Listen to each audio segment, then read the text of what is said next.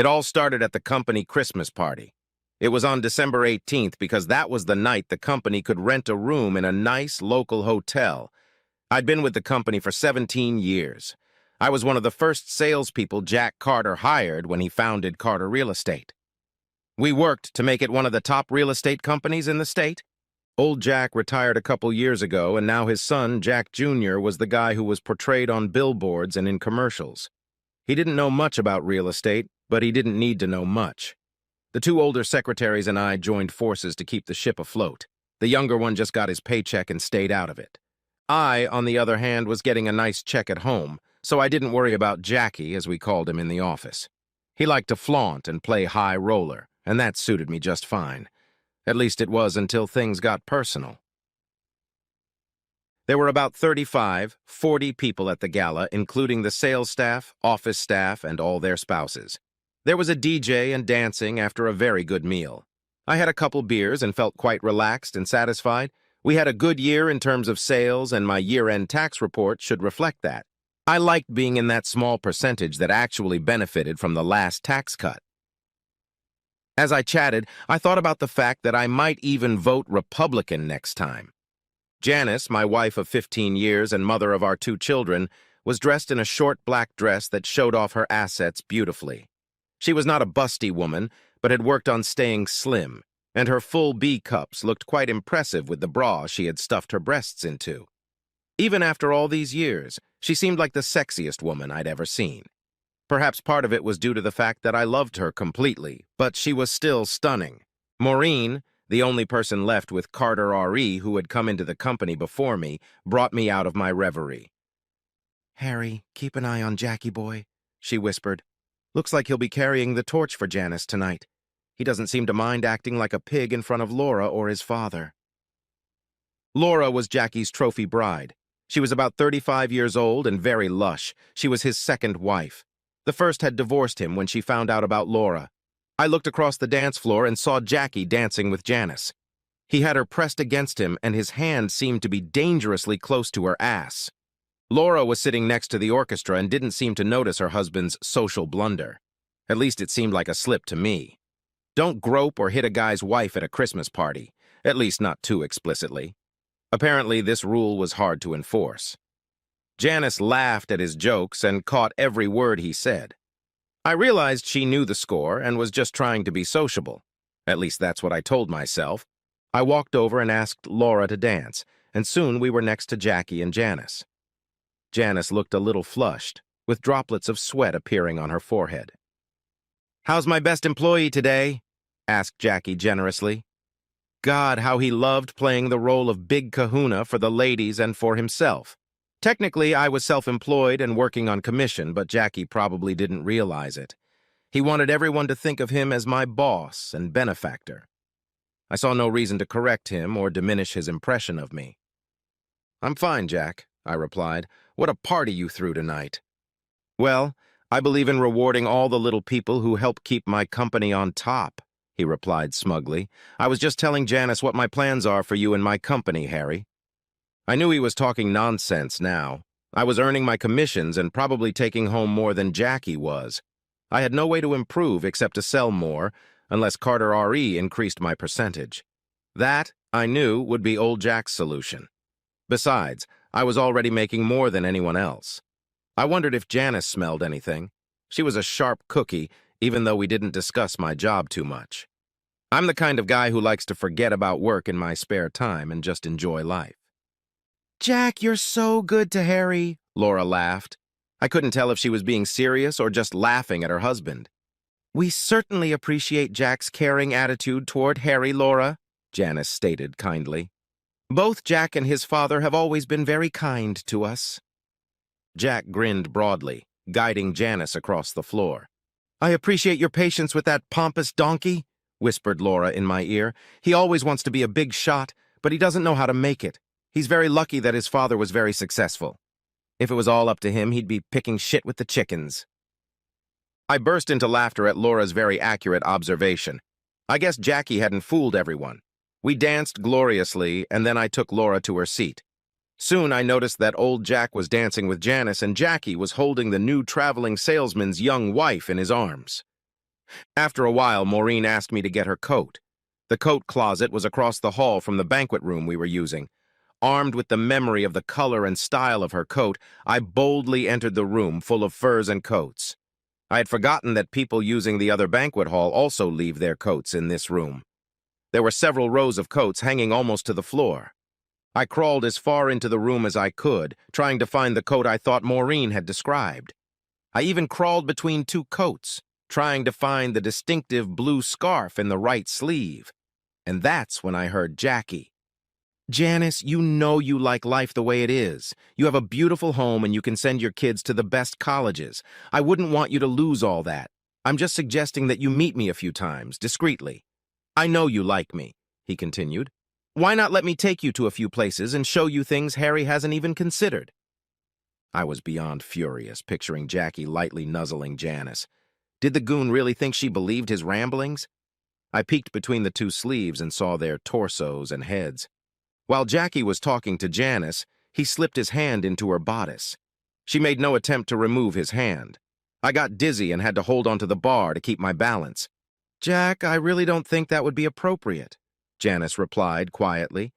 "You have a beautiful wife and I'm married. That's why I'm so attracted to you, Janice. God, you have a wonderful bust." "It's a Christmas party, and I'm allowed a little freedom, aren't I?" asked Janice. "I really don't think we should go out again, except with our spouses." "I don't think you understand what I'm telling you, Janice," roared Jackie.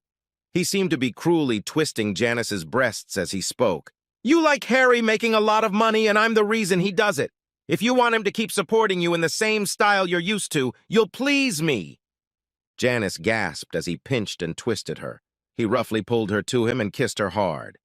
To her shame, Janice slid her hand down his neck and kissed him back. After what seemed like minutes, they stopped kissing. "I thought you'd see things my way," Jackie grinned. "I knew you were the kind of bitch who liked it rough. I'll call you to make arrangements."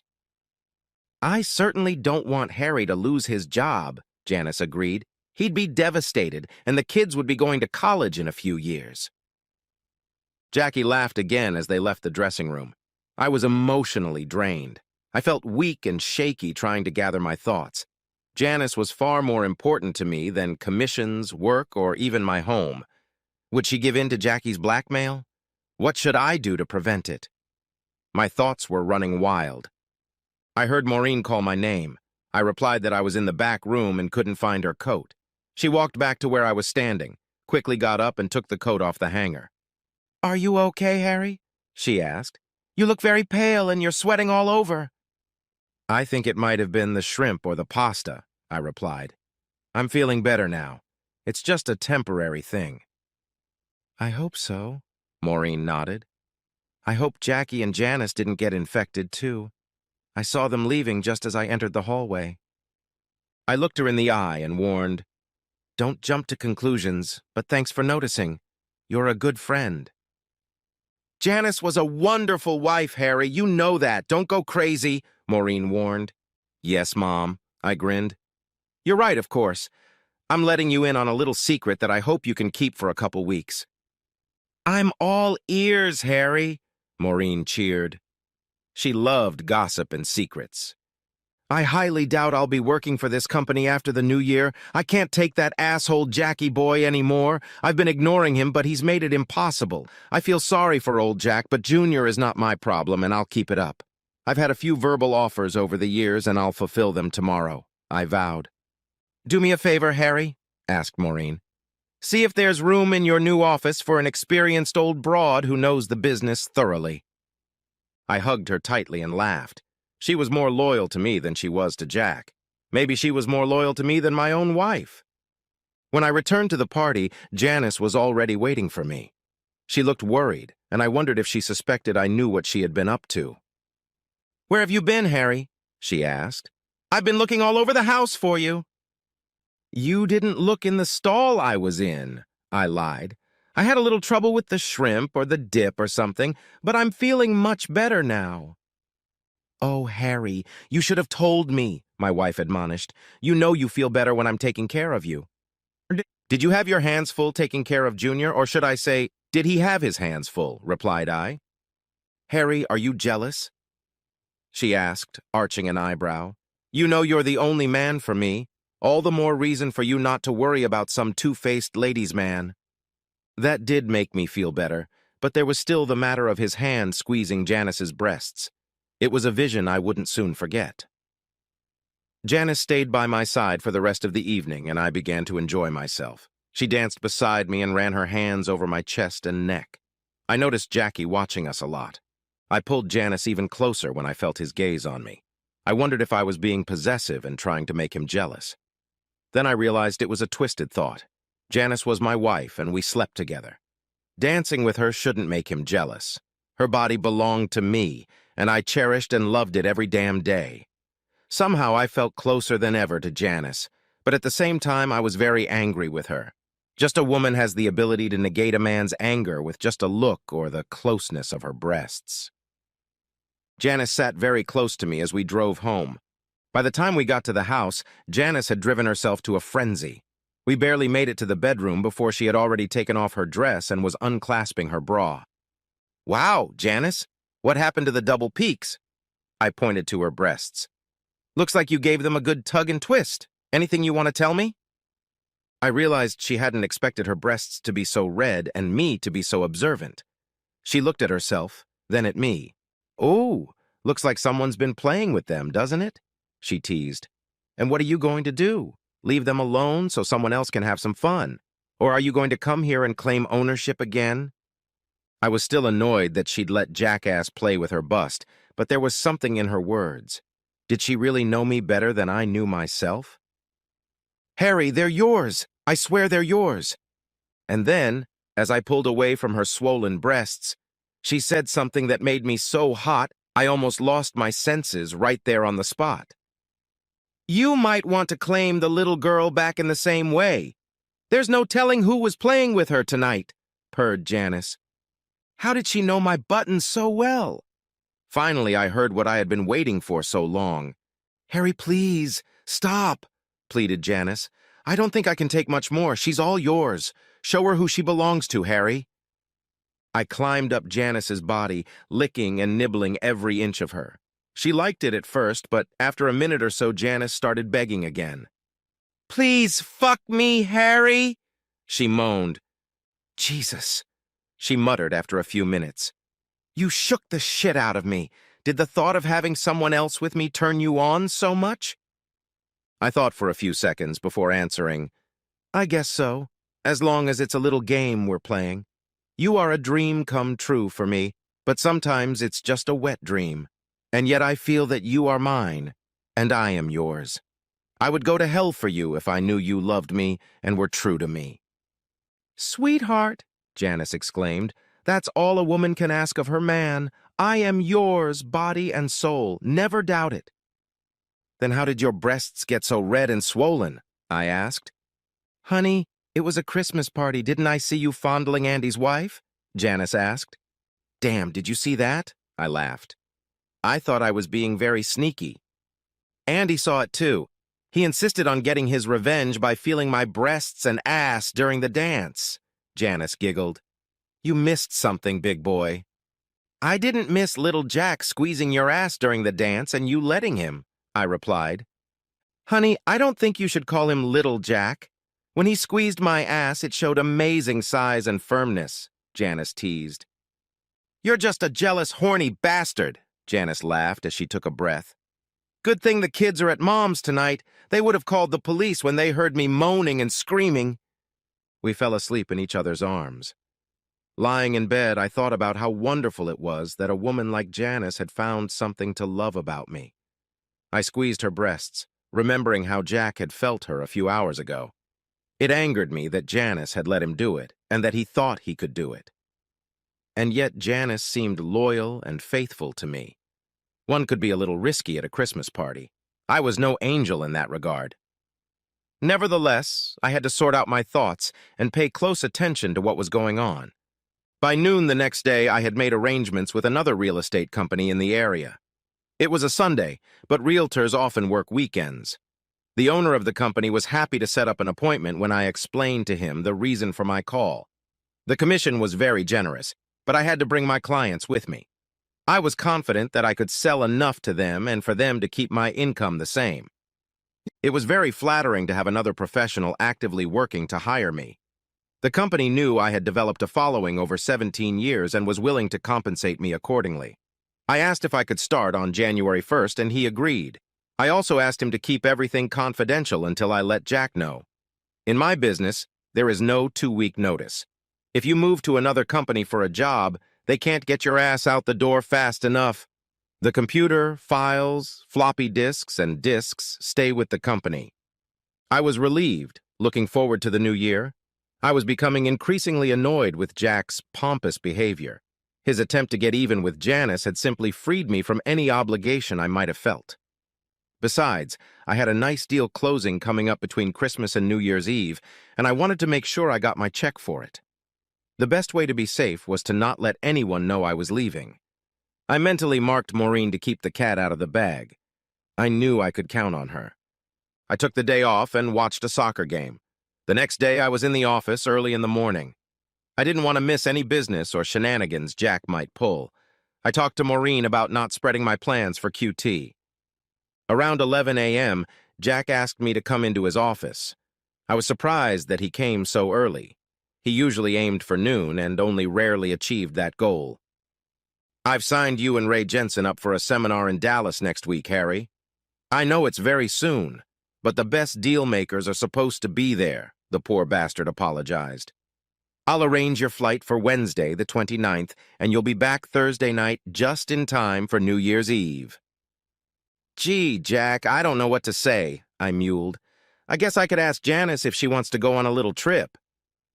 Jack looked worried, or was it just me? He quickly lowered his eyes and thought about something. "Because of the holidays, we only had one spare room, so you and Ray will be staying together. You'll have separate beds, though," he laughed.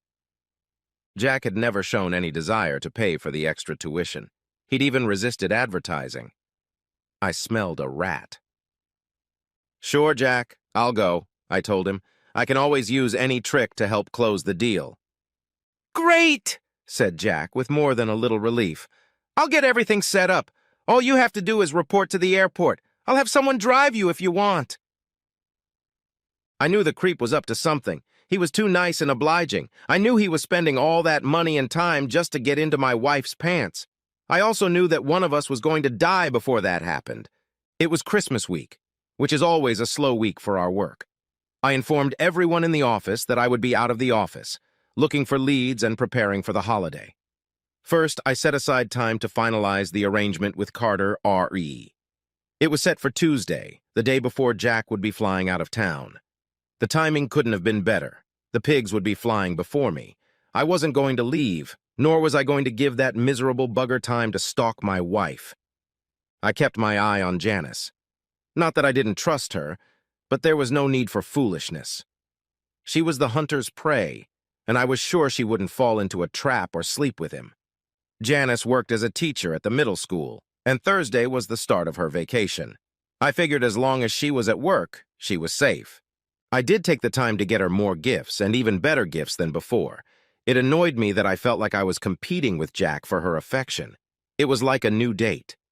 It also made me more attentive to Janice. I tried my best to buy her a few things that she would like. It must have been nice to know that a guy wanted to get into your wife's pants. It made me much more sensitive to her needs and desires. It also made me realize that I would do crazy shit if it ever happened. We had a wonderful Christmas. The kids were happy with their presents.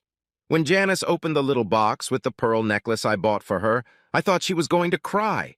She threw herself into my arms and hugged and kissed me until the wee hours of the morning. I felt great and decided that I would always give her something special. The next day, we visited Janice's parents and went with them to a show at a local theater. The next day, we visited my parents, watched a couple of movies, and had drinks with my siblings and their families. Every night, the sex was great. I felt a hunger for my wife that I hadn't felt since we were first married. Janice noted my increased libido several times, but made no complaints. On Monday, I told her that Jack was sending Ray Jensen and me to Dallas for some kind of seminar. I noticed that she didn't seem very surprised. My head was spinning. Had I missed something? After all, we'd been together the whole vacation.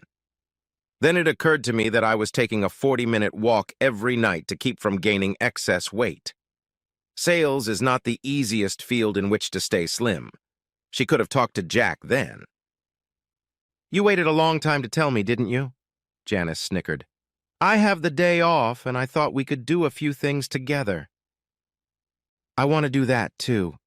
It's just that Jack was willing to spend the money to send me. I would have taken you with me, but there was only one spare room, and Ray Jensen will be sharing it with me, I reasoned. We'll have separate beds, though. Wow, that's a relief. I was afraid you'd come back a switch or a shithead, growled Janice. It was obvious she wasn't happy. I went out for a walk that evening, but went back to the back door and quietly entered. Janice was cooking dinner and the kids were watching TV. I snuck up the stairs and sat on my bed. Then I waited, holding the phone in my hand and keeping my finger on the button. That way it would ring, but I could eavesdrop without making noise, I hoped. It took about 10 minutes, but the phone rang. It was the same Jack. So Janice, all set for Wednesday night? He asked. Did you get rid of the kids? I was ready to turn into the Incredible Hulk. My blood vessels were swelling and my heart was racing. My mom will take them for the night, Janice replied. Jack, are you sure about this? Harry has been your best producer for years. Laura is a wonderful woman and she is your wife. You could hurt them both. After feeling your breasts, I'm sure of it. Harry will never find out if you play your cards right. And Laura won't find out either. Don't hesitate or Harry will be on his ass and your lifestyle will go down the drain. Just think of it as the act of a betrayed wife trying to make her husband's career. He laughed. I wondered if I could hear my temples throbbing on the phone. I wanted to kill that pathetic shit. Janice wasn't too thrilled with me either. The door will be unlocked and it's dark upstairs, Janice replied with instructions for the bastard. Go up the stairs. The bedroom is upstairs. I'll be expecting you at 8. Don't come any earlier or later. You little slut, Jack laughed. I can't wait to pet Harry's ass. If I like it, I'll send him on trips more often. You expect to do that more than once? Janice gasped. I thought once would be enough. You'll want more than you can get in one night, you little effeminate slut. I'll have you for years. You'll get addicted to me, bitch. The asshole grinned gloatingly. I'll be there at 8. Jack hung up the phone, and I heard Janice put hers down. I slammed down the phone I was holding in my hand. I was close to going downstairs and shaking Janice awake. I'd never hurt her in my life, and I knew I couldn't start now. It was just the rage I felt. I hurried down the stairs and slipped out the door. I had never felt so anxious to go out alone on a dark night. Janice must know that my position at Carter R.E. wasn't worth her selling herself. Was this what she wanted? Did she like the son of a bitch? Was I not satisfying her in bed and in life? I decided that even if I wasn't the perfect husband, I didn't deserve this. She should have come to me if she was having problems. She should have told me about what Jack was trying to do. I decided that desperate times called for desperate measures. I made plans and pondered whether I would be a free man by Thursday morning. One thing I was sure of, that creep wouldn't get my wife. That evening, Janice was reserved and we hardly spoke at all. It suited my mood just fine. The next day, I went to the final closing of the deal at Carter R.E. and picked up my check afterward.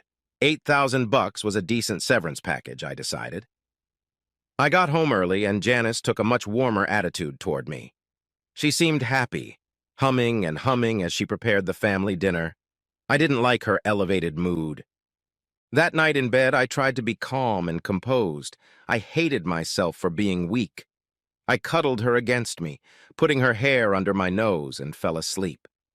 The next morning, Janice helped me pack my bag for the overnight trip. I found it hard to talk to her as I prepared to leave. I kissed her, and she confessed her love to me as the car pulled up to take me to the airport. I realized that I loved her so much that it hurt. I kissed her again and whispered to her, "You have to be patient, and I'll be back soon to take care of you."